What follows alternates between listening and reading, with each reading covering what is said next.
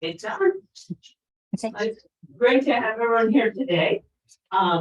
We have Ray Bressan, who's a distinguished professor in horticulture landscape architecture. He started at Purdue in 1978 and went through the ranks. That's just realizing 44 years ago.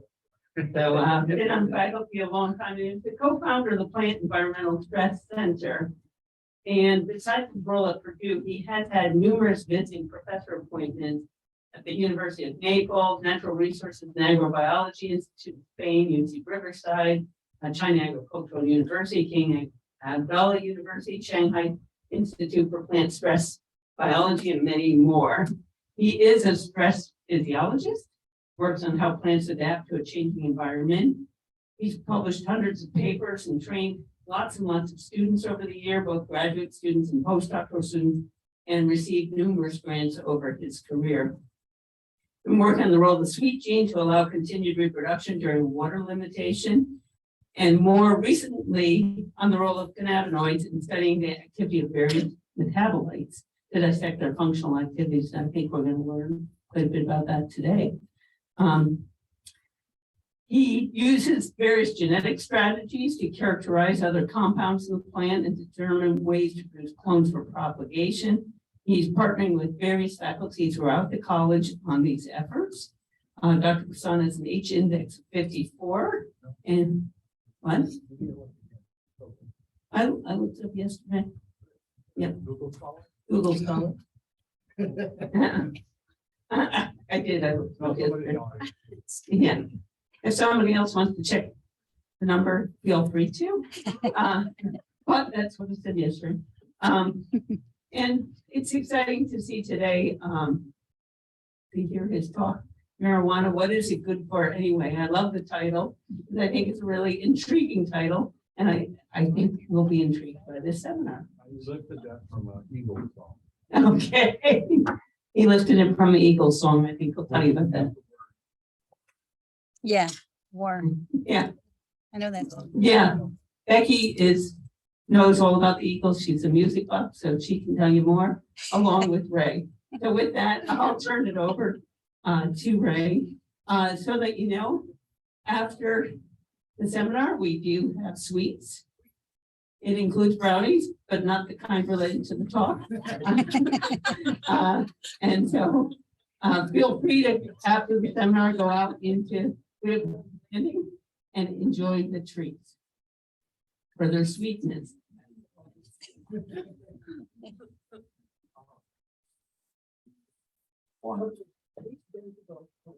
They interfere? Yeah. Okay.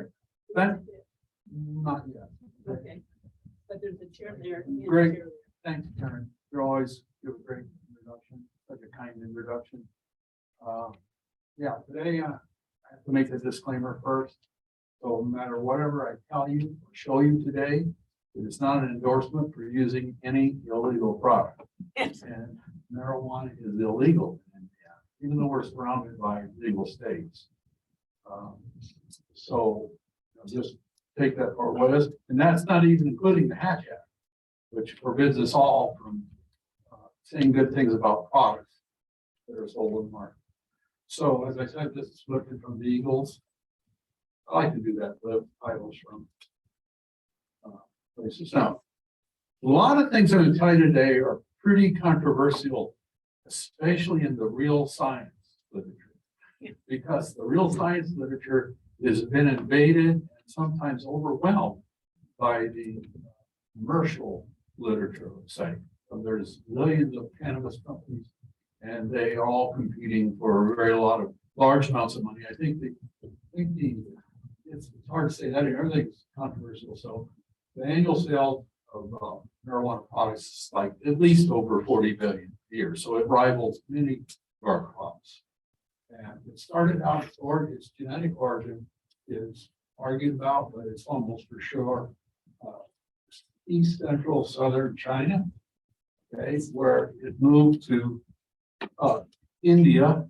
So that's why we have these two crazy names, indica and sativa. Sativa meaning cultivated, indica meaning from India. And generally speaking, the sativa was started as a medicinal plant and was used by people before agriculture. there's been a lot of archaeological studies and so forth, and they've found a lot of evidence that this was carried around by nomadic peoples and sort of grown at their campsites and whatnot as a medicinal plant. This is at least for 12,000 years, maybe longer. They haven't founded it, go back to Kathy yet, where they found alcohol. So alcohol and marijuana are probably going to be found at all of these archaeological sites as both as medications and what we'd say it's now called recreational use, but it's for their usually for coming up with nice greens and so forth, but also they're bad. Anyway, so this is 12,000 years of not natural selection, but artificial selection. So that's a long time for something that goes a lot faster. Now, this is I'm trying to address here the legal history, which is also very complicated, but there are 2 points, 2 places where are very important. Whoops, sorry.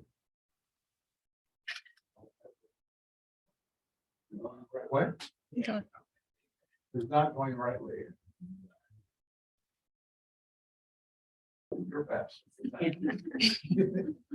These 2 dates, 1937, the Marijuana Tax Act. Without that legislation, it would not be called marijuana. Marijuana is like a takeoff from Mary Jane. All right. And there's this guy, Harry Anslinger, who ran the alcohol prohibition program from 1920 to 1932. And then he knew the 21st Amendment was coming, so he needed something else. And he dreamed up marijuana as a product that is used very heavily by the Hispanic culture in the southwestern U.S., people coming across the border, but citizens, everyone. And he is patterning it on something called the 1898 Chinese Exclusion Act. So there's no fooling around there.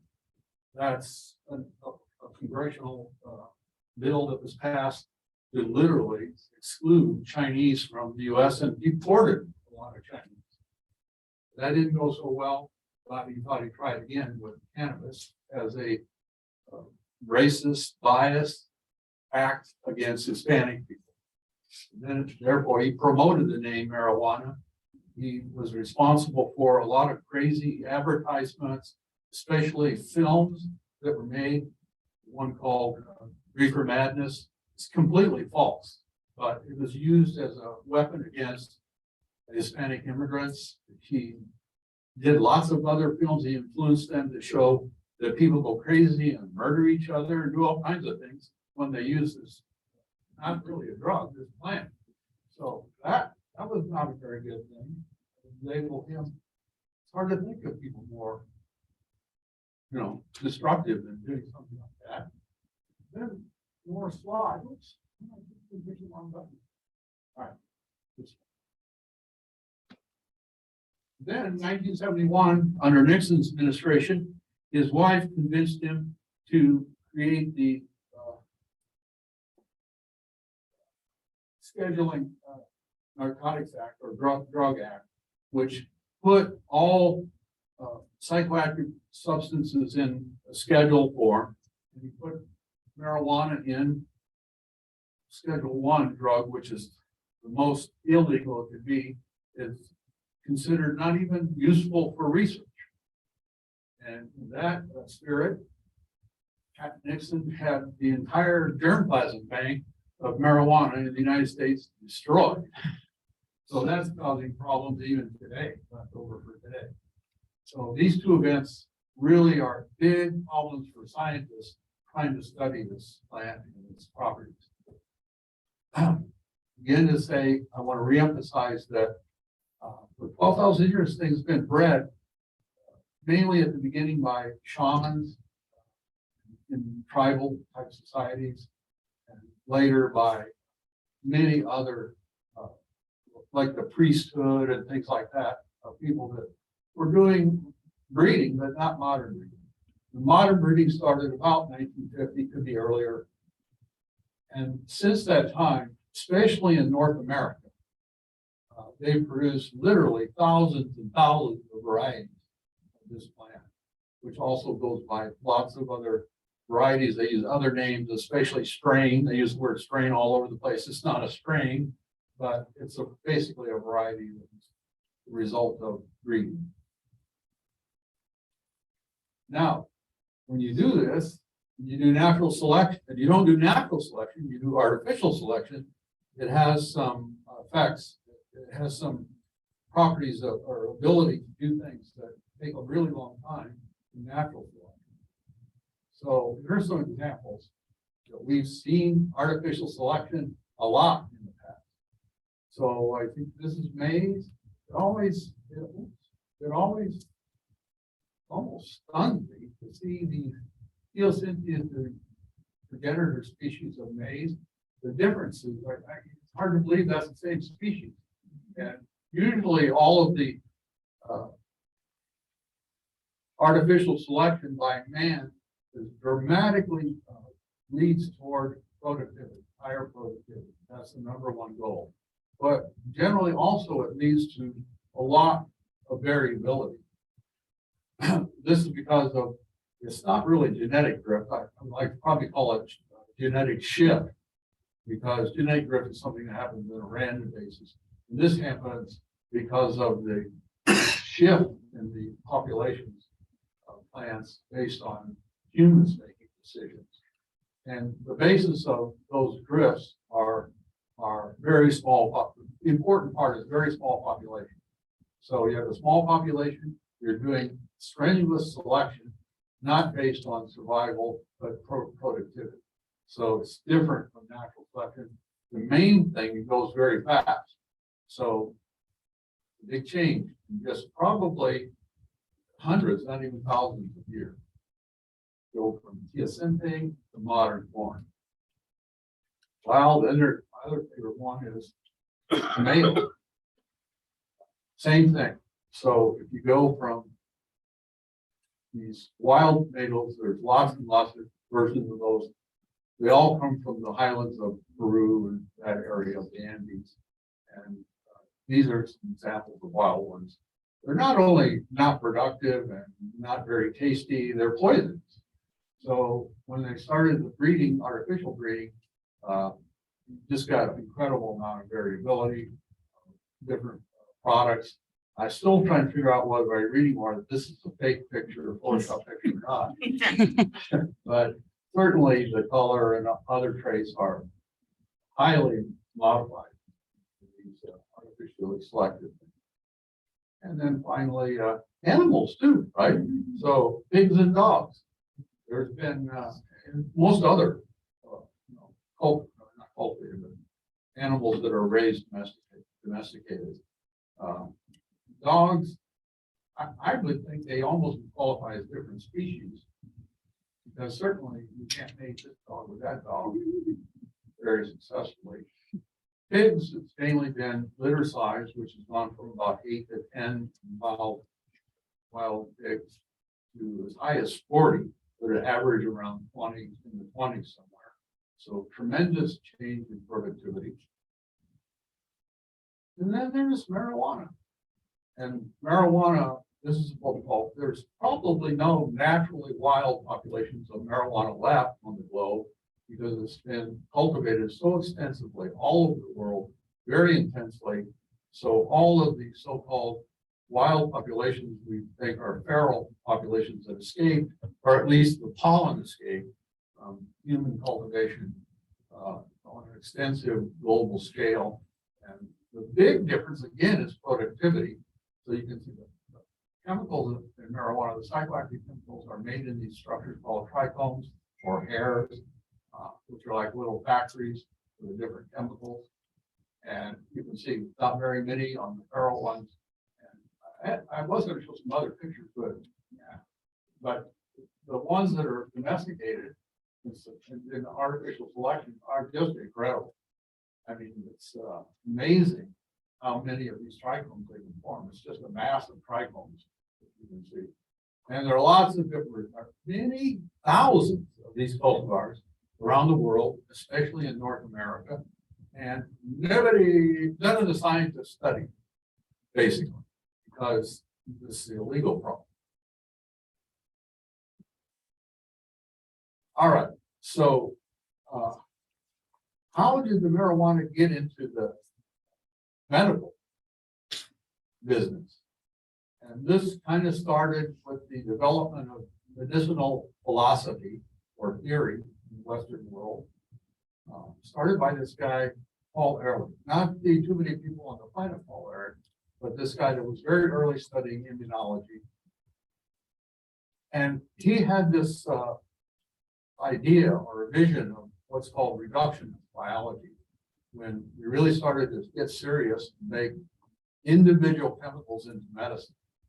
And at the beginning, these chemicals were sort of camouflaged in these things called patent medicines, which were complex mixtures of extracts of plants and sometimes animals and so forth, that they added a particular ingredient to that they knew already was very potent. I mean, you probably just guess what were the early important, very active components that they added to these mixtures and called them the magic ingredients. Well, there you go. At the top of the list is opium and cocaine and the cannabinoids, and even things like the tetrodotoxin, which spawned dozens of zombie movies. Because tetrodotoxin is an inhibitor of most of the vital signs. And actually, if you've ever heard the phrase, "you're a dead ringer" for this guy or this other person, was because the priests or the not shamans, I can't remember, in the Caribbean, they had these people that knew how to do this. The tetrodotoxin comes from the pufferfish, and it's extremely active in respiratory suppression. So the people, if you do it just right, the people will just not hardly, they won't be breathing. You can't tell they're breathing, and they look dead. Okay, so they had the dead ringer just in case. They put a bell on the outside of the grave in case the person woke up. They could ring the bell and say, "I'm still here." They often just showed up back in the village or town or whatever, and it was pretty shocking. Now, the patent medicine that everybody's familiar with is, of course, Coca-Cola, which was a secret mixture of tons of different extracts and so forth. But as the name says, Coca-Cola, it had two very active ingredients: cocaine from the coca plant and caffeine from the cola plant. And probably some of your grandparents or whatever remember when this was sold in pharmacies all over the place. I did a lot myself in pharmacies way back when I was in junior high school. And no, most people don't realize that that's how they did it. And then when these drugs became illegal, of course, they took them out. Coca-Cola and also Pepsi. Okay, so this then brings us to the modern era. I would say, okay, somewhere in the 1950s, 1960s, people were trying to get serious about this. And this guy, Raphael Mechoulam, he convinced the Israeli government and his friends there, and he was a close friend of the director of US NIH program. So he was able to get funding to try to find out what is it that's in these marijuana plants that he was using hashish from the Middle East, which is basically just an oil that you press, so you don't do chemical extraction solvents and so forth. You just press out this stuff, the oil, and then you study. And he started out also, there's this magic bullet idea. What the heck is in this stuff that has such a profound effect on many parts of your brain and your thinking, your psychology, etc. And he discovered for the first time the structure of these chemicals, THC and CBD. A few things to remember about this is this is one out of many. I'll show you in a minute. The plants make literally hundreds of these things, and THC and CBD are structural isomers of each other, so they can actually interconvert back and forth under right conditions. So now that's become a big issue because of the way they structured the 2018 Farm Bill, which made hemp legal. That was one of Mitch McConnell's acts to help himself and the farmers of Kentucky. The way they worded the Farm Bill, it's hard to say, but you can say it's really illegal, but not really illegal. That if you squeeze out THC and CBD from high THC marijuana cultivars, then you can convert the low THC cultivars that are called hemp.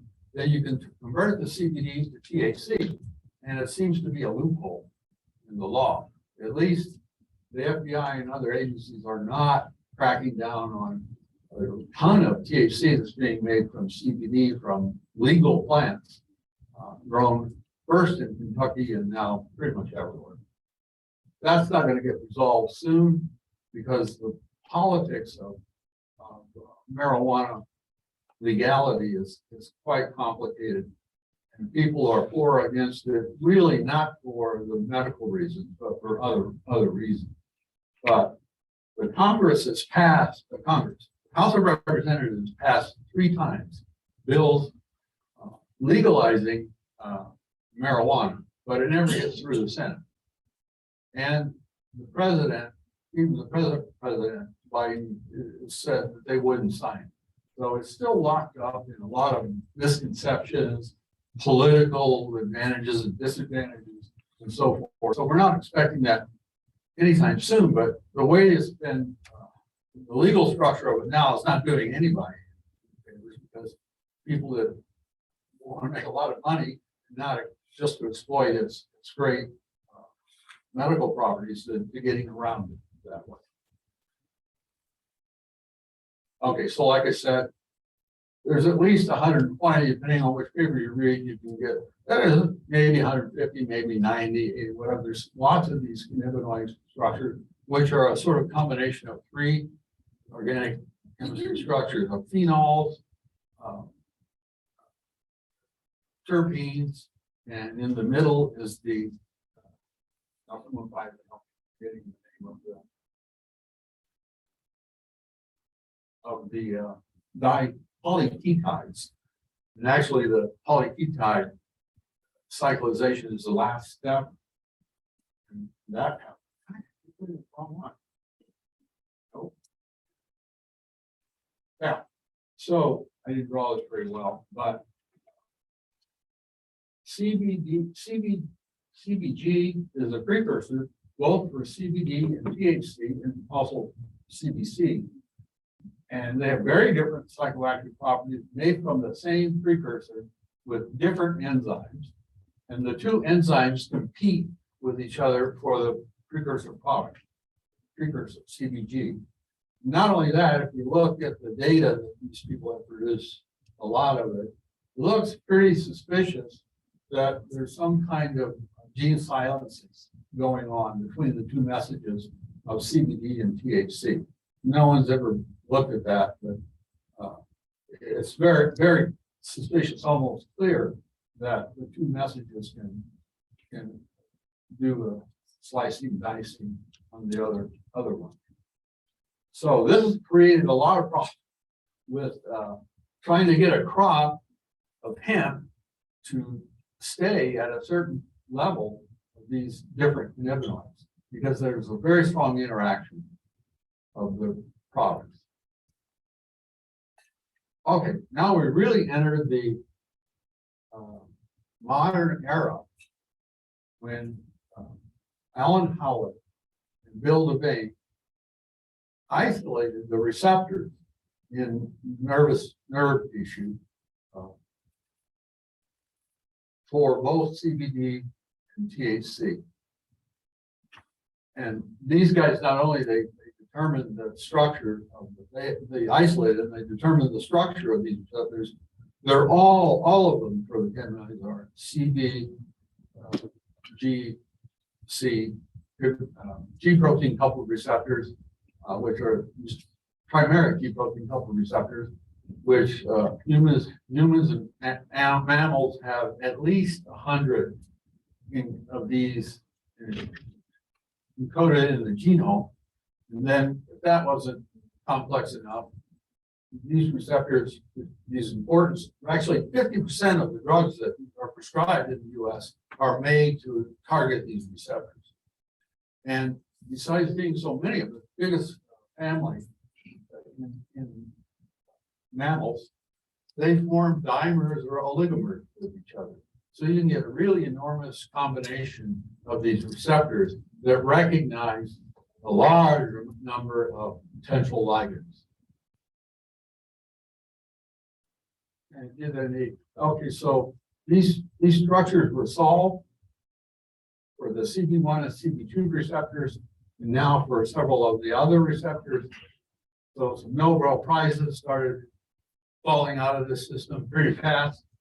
And we really moved to the reductionist view of science and studying in great detail how these things might work, all the way down to not only the receptors, but the ligand pockets of the receptors, how they can be competed with in different ways and so forth.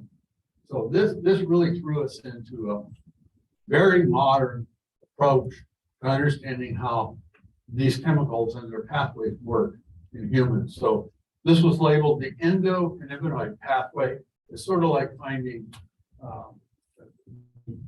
natural opioids that we use. Okay, they found the natural cannabinoids that humans use, and they studied it a lot. So we know a lot about this, but there's still a problem. So then this guy, Namir Hannes, he found not just the receptor, but the ligand for these receptors in human beings, which he and his colleagues called maridone. Oh, sorry. Where did I put it? Oops. Anandamide. So like I lifted the title, they lifted the title anandamide from the Sanskrit literature, the word ananda, which means bliss. So in Sanskrit, there's a three-part word, Chitananda, which basically means truth, your brain, and your consciousness, which can find the truth, and bliss. And then you will be bliss. So that was a pretty good choice. But so now I actually got on the board of that company on that board with Lemire, one of the 5 new companies that have cannabis growing license. They can grow cannabis legally, which before this, I think it was last year or the year before, only the University of Mississippi had a growing license. All the study by scientists of these chemicals and plants, et cetera, all had to go through the University of Mississippi.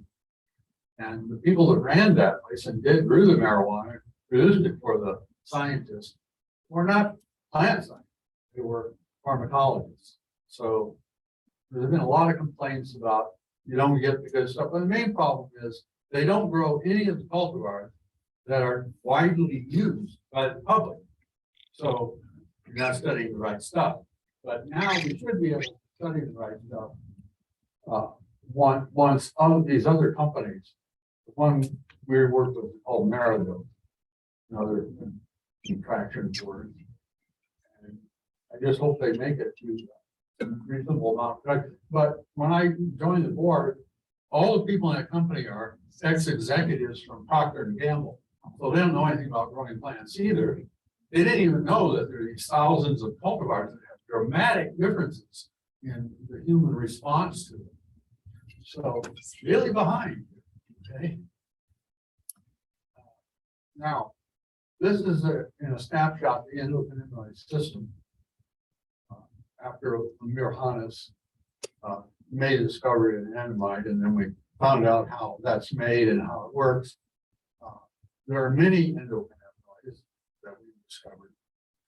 The canonical receptors are the CB1 and CB2, or G protein coupled receptors.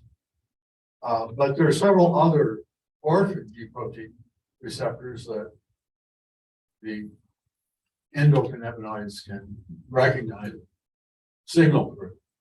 There are these related nuclear factors, like the the PPARs, which are receptors that are in the nucleus and control things like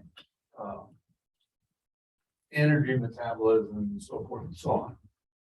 And then they're not necessarily psychoactive, but then all these inotropic receptors, the so-called TRIP receptors, are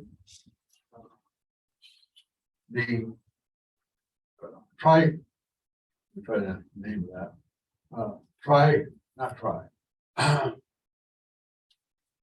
the protein vanilloid receptors, which are also G protein-like receptors, but nobody knows the ligands for them. Well, many of the ligands are in the cannabinoid class. And there's considerable amount of study of those. And then we worked out how these things are synthesized. They're synthesized from their lipid signaling components, and they're synthesized from the membrane, the plasma membrane. And it's just knew a lot about this already. And the kind of chemicals that are made that turn out to be very powerful hormones in humans and other mammalians. And then the degradation is by these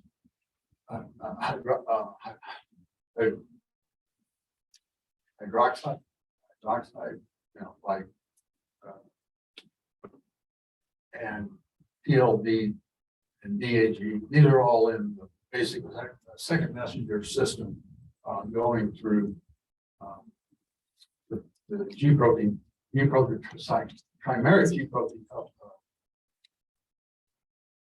receptors that go through cyclic AMP and the mess that's downstream of that, which I'll show you. Okay. I hope I didn't make this too bad.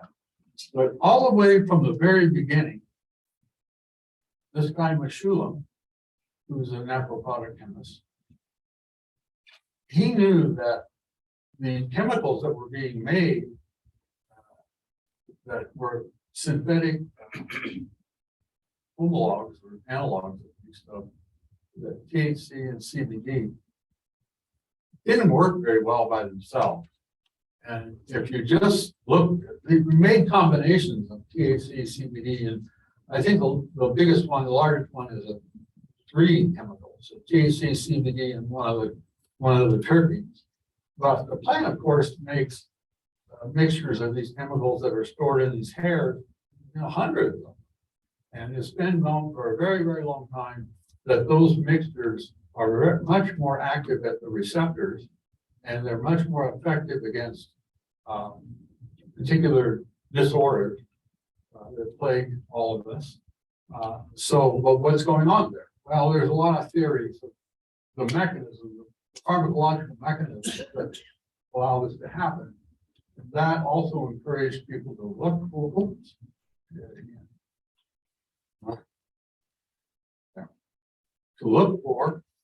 can't see that one. Or what are the other receptors?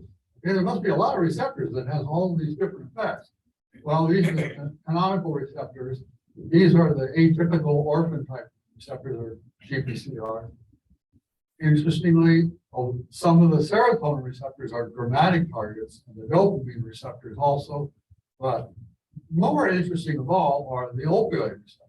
The opioid receptors are also targets of these chemicals, THC, CBD, and probably a lot of other cannabinoids.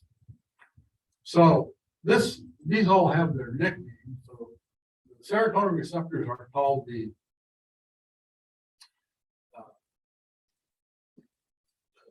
reward receptor. So you get rewarded when you take chemicals that activate these serotonin receptors.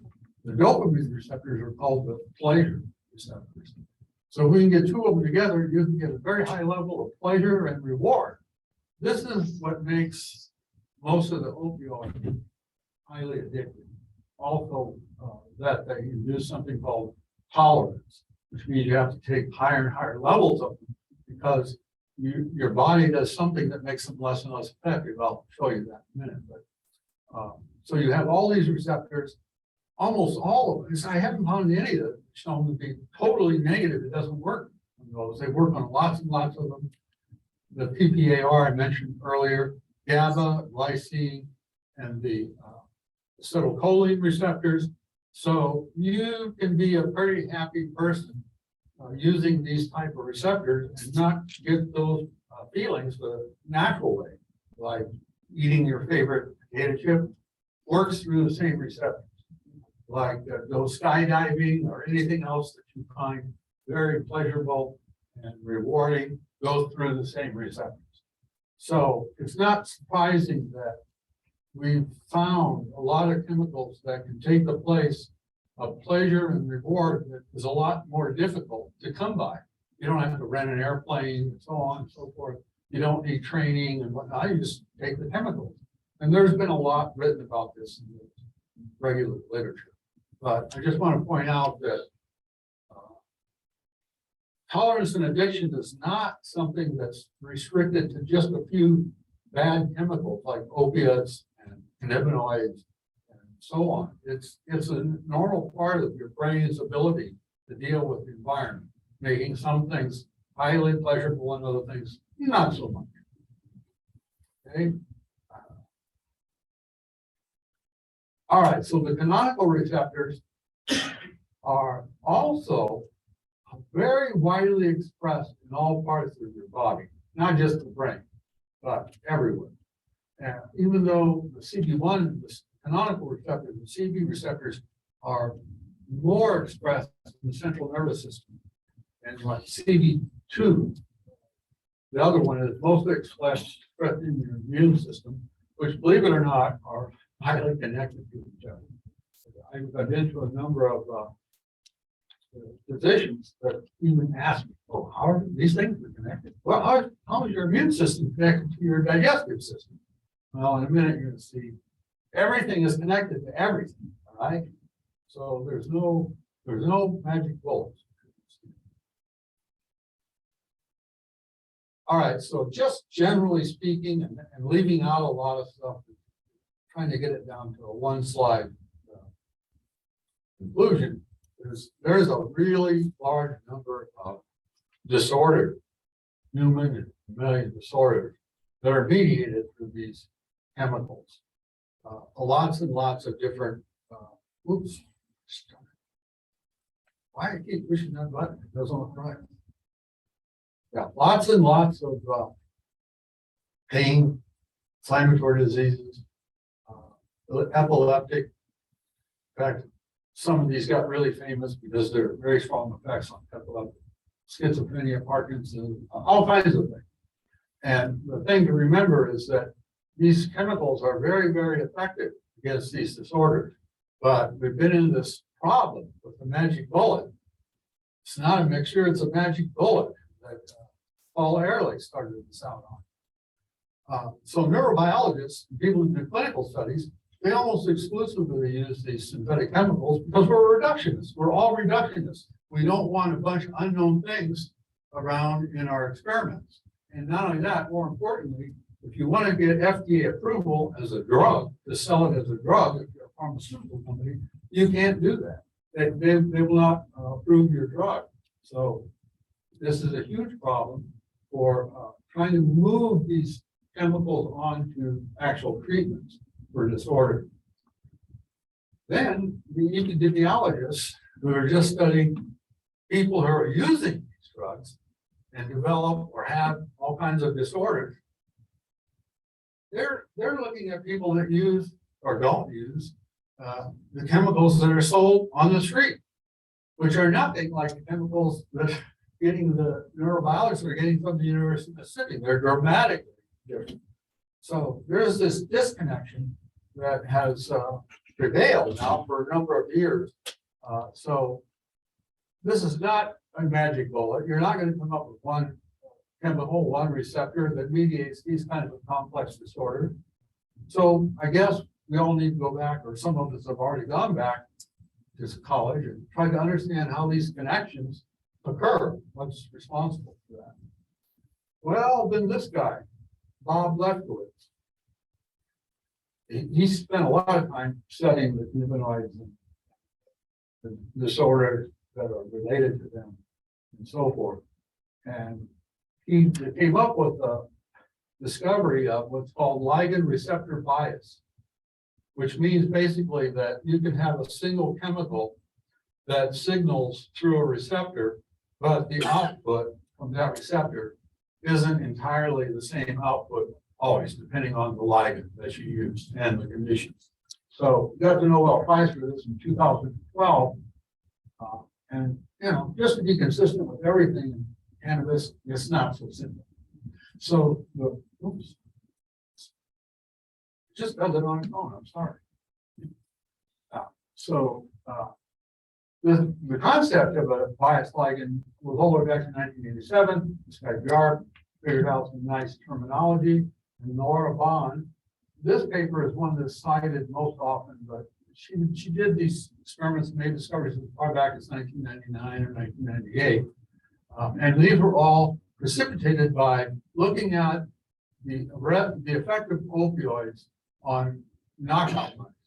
For instance, knockout mice that don't have the beta-arrestin genes, which move the G protein signal from its ligands through to the signal pathways and the outputs of those. He founded a company, called Trevena, with some other people.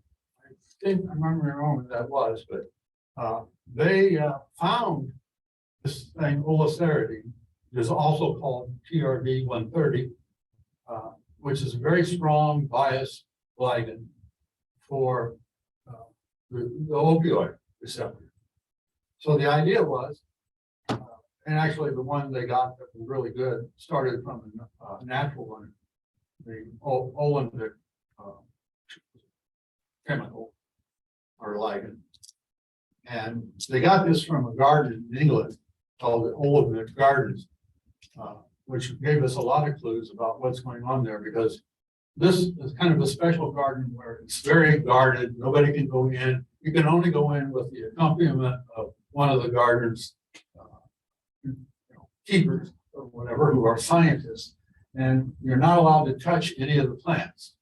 There are things in those plants that are very similar to things like fentanyl and other extremely active opioids. So if you touch the flowers of the plant, you may die before they can get you. I mean, I'm sure they have somebody on standby, but they watch very closely, and you're not allowed to touch the plants.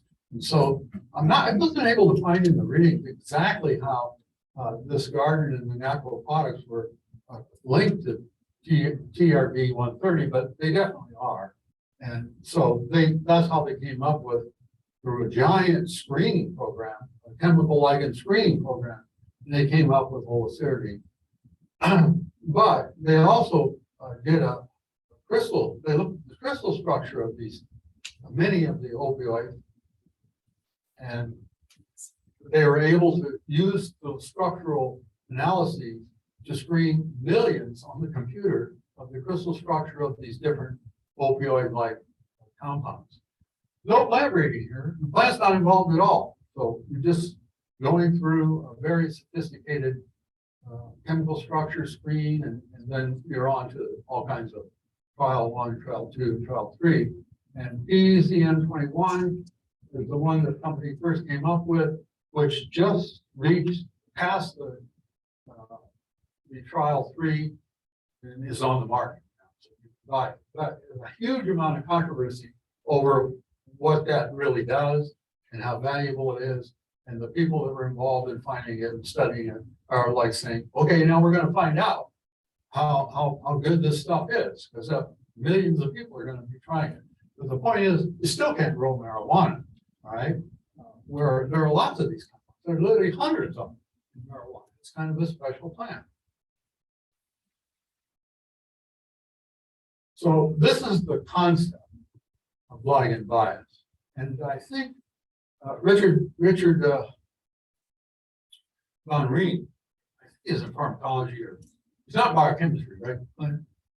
Richard Von Reen, he studied ligand bias mostly in some other plants, not cannabis. You can grow those plants barely. And he is looking at the same process of where you have an agonist that's biased, and it can either be biased for the output through G proteins. Is that not going the wrong way again? God, this thing is a curse. Through the, can't see it, that's the problem. Through the G protein pathway, output pathway, or the beta arrestin pathway, which is a bad pathway, bad side of the pathway that leads to tolerance and addiction. And the whole idea is to try to get things moving through there. Olocerdine does that, but not, it's controversial. I don't know how well that works. Right? All right, so this is the biochemistry of tolerance and addiction with any receptor, but especially the opioid receptors, which are these G protein coupled receptors here. And they can either signal through the arrestin side or the G protein side. They go through the G protein side, you get a lot of good stuff. If they go through the arrestin side, you get endocytosis. The receptor is not open in the environment anymore.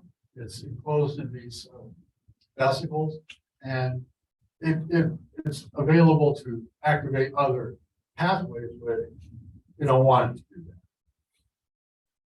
So that was a very simplified version. This is still a simplified version of what happened. So on this side is the beta.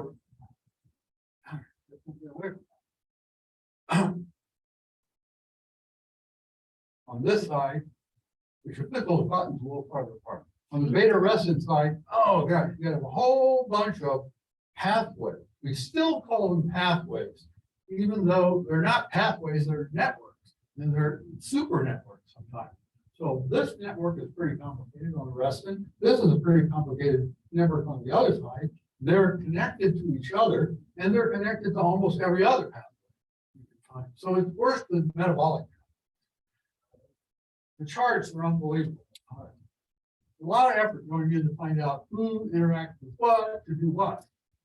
So it's a very complex system. But this is basically you want to avoid. That's the conclusion. Avoid this side, activate that side. Something good might happen.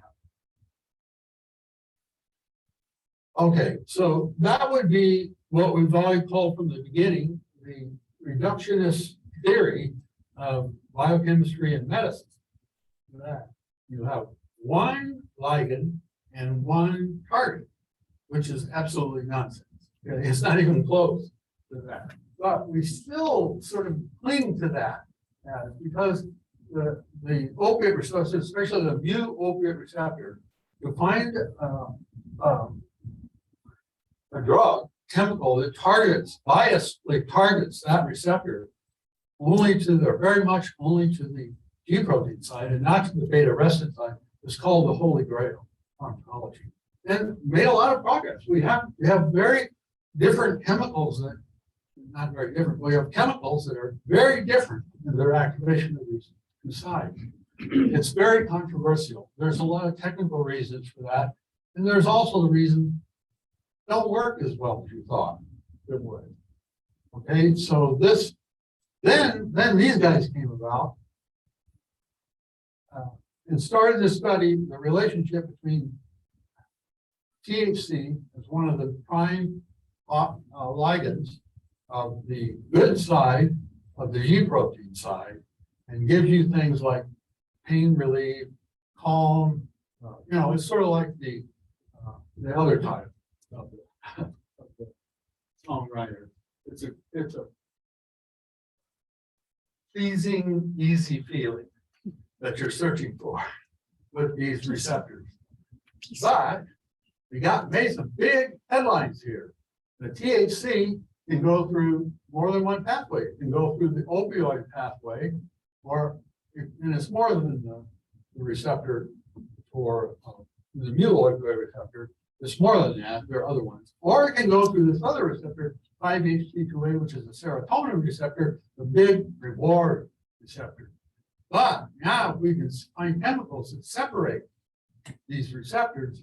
That would be great, all right? Well, here's the claim that you can do that. So,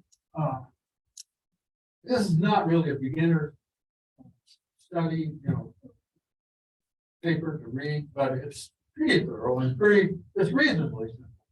So the idea is that since these receptors, remember I told you the G protein receptors, there's like 800 or 1,000, they keep changing that number, 800 or 1,000, these encoded in the genome, but they form also dimers. And in addition, oligomers. So the number of different G protein coupled receptors gets very large. And they have studied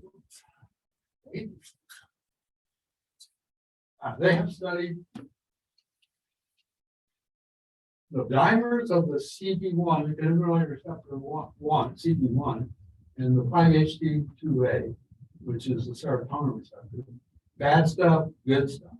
Okay. So let's see if we can find something that will disrupt the connection between the bad stuff and the good stuff. So they've made small peptides with membrane penetrating domains and some other domains that make them not, you don't develop allergies to them. And they use these peptides to see what happens. What happens is great.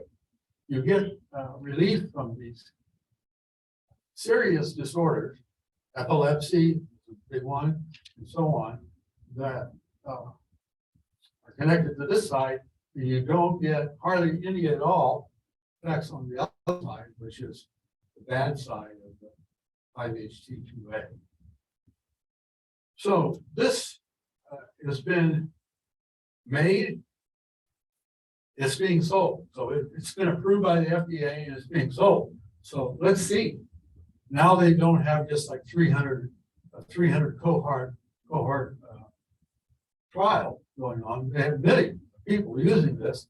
The good thing for them is the CB1 receptor, as powerful that it is, many things that it activates or deactivates, it doesn't kill anyone as far as we can tell. There are actually to marijuana and any of its extracts or whatever, there are no known lethality cases. There are a few, but we're pretty sure those are because the people doing the test. We're also using a lot of other drugs. Some we know that are pretty lethal, like the respiratory suppression opioids and so forth. So this looks pretty safe. So we'll probably we will find out some interesting things about it. I'll give you at least 5 minutes badgering. So in the whole, when you have things like this, these signaling pathway systems, we call them complex systems. And complex systems are extremely difficult to understand or to figure out how they work, but they're controlling a lot of things. Now, complex systems are not new, okay? Complex systems would be used to describe roads. Roads go everywhere, connect everybody to everybody. They're like airports. Airports go everywhere. And several other things that we've been familiar with for a long time are function this way, but we don't really know how they do that and what are the benefits. So there's a mathematical systems that have been developed to try to formalize and be able to predict which types of normalized complex systems, what they'll do, what they won't do, and so forth. So there's a lot of math in that involved in that, but it's being heavily used by these researchers, even here at Purdue. Well, I should mention too that the guys in pharmacology, Richard von Reen, anybody can ask you, is he descended from the famous von Reen? Does anybody know who the famous von Reen is? Huh? Rembrandt von Reen. Okay, so maybe he is, I'm not sure. Anyway, it's known for a long time, but we just really haven't done a lot to make it useful. Now, where did this all come from? These complex systems and how to control them. Well, it pretty much started out with this guy, Leonhard Euler, the famous Euler family. There's a lot of them. And he solved this puzzle, which was one of the puzzles of the 26 puzzles of mathematics. I gave it. Anybody give me a hint, David? That, you know, like you saw the movie with the guy that solved the problem on the blackboard outside the math class. No one remembers that. Huh? Come on, Andrew. Beautiful mind. Beautiful mind. No, it's not beautiful mind. Is it beautiful? Goodwill Hunting. That one, okay, he solved the problem because he was a mathematical, highly developed for mathematical. So anyway, Euler found up with something called graph theory. And he solved this, one of these prizes by David Hilbert, that if you solve this problem with 7 bridges that cross the river, Königsberg Bridge problem, he solved it. And he invented graph theory, which basically he solved it by figuring out all the bridges didn't have the same kind of connections to each other. Some bridges you could go directly to other bridges. Some bridges you had to cross another bridge for you to get to that bridge. So he developed the math of that graph theory math, and then ran into this problem with this guy, Kurt Gödel. Kurt Gödel's famous quote is, either mathematics is too big for the human mind, or the human mind is not just a machine. We're still arguing about that. And Gödel says, your human mind is not just a machine. So you're not going to be able to make computers that can do everything that we can do, because we don't even really understand how we do it. So this would befuddle a lot of mathematicians, a lot of argument and conflict about this. And some of them dreamed up algorithm by what they call the constructor theory instead of the arithmetic theory. In fact, many of these people that can do this incredible math say they don't really understand arithmetic. They know about this. And if you want to read about it and start, I would recommend you start with this book called Life 3.0 by Max Tegmark, who's at MIT. And he will keep you up at nights. His book will keep you up at night trying to figure out what is he talking about. Okay, but it's fascinating, really. And do I have another one, Andrew? I think I have one last one. No, one last one. No, I was going to show you a slide of some of the thousands of cultivars of cannabis, which are spectacular. Okay, but they mostly differ just in the way and the number and the position that they make these hair or trichomes. Everyone talks about how today's marijuana is so much more powerful, et cetera, et cetera. Be careful, it's so much more powerful. There's no evidence that the metabolic pathways have changed at all. Okay, all that's changed is where these trichomes are and how many of them are there. And believe me, if I show you this picture, you'd say, whoa, it's crazy. They're like thousands of times more trichomes. So it just makes it economically a lot easier to get this stuff out and sell it. Okay, as you probably guessed, I left out a significant percentage of what's known about this, even though since not making it available to plant biologists to do genetics and produce even more fantastic cultivars, it's still that way.